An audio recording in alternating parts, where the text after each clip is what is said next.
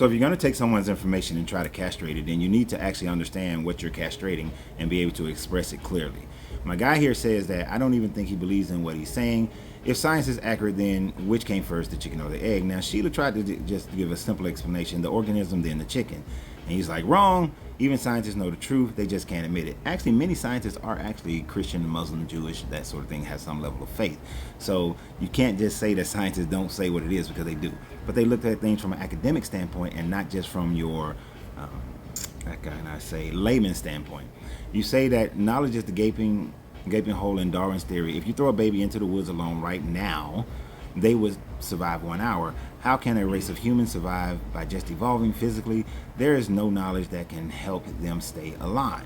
You have to trace the origin of knowledge. Okay, if you're going to look at Darwin's theory, and yes, there are gaps and holes in Darwin's theory. He even admitted himself that if the fossil record doesn't demonstrate a plethora of the genetic continuation, if there's big gaps and you don't fill those gaps, then he said for himself that his own theory is incorrect.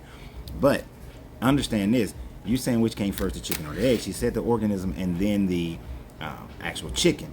If you understood Darwin's theory, then you would understand that he's saying that first there was the big primordial ooze, and then the lightning bolt strikes, and then the first cellular cells, living cells began, and then they multiply, they become more complex and more complex and more complex and more complex and more complex. So to say that, it's disingenuous to say that if you throw a baby out into the woods, he'll die in an hour. The baby probably wouldn't actually die in an hour. It'd take a little bit longer, but I get your point. I say this all the time when I tell people that humans aren't supposed to be living up here in Atlanta because it gets too damn cold. You should only be living where you can survive butt naked, because every creature on the planet is born in an environment that it can live based on how it's born. But that's neither here nor there in that conversation. That's just me not wanting to live anywhere where it's cold. Now, the other aspect of that is the fact that, yes, if you took a baby and you just left it alone out in the woods, it will die, because the baby needs the family and that sort of thing. But humans didn't just start out as a baby. So you would have to really ask your question. What you're really saying is that because you believe that God just poofed man into existence as a fully grown, developed being, and then he just took a rib out of Adam and made Eve as a fully grown human being, you have to come from the concept of the chicken first. But because evolution does continuously happen, and it's still happening today, it's just that evolution takes thousands and thousands and thousands, tens of thousands of years. It just doesn't happen overnight.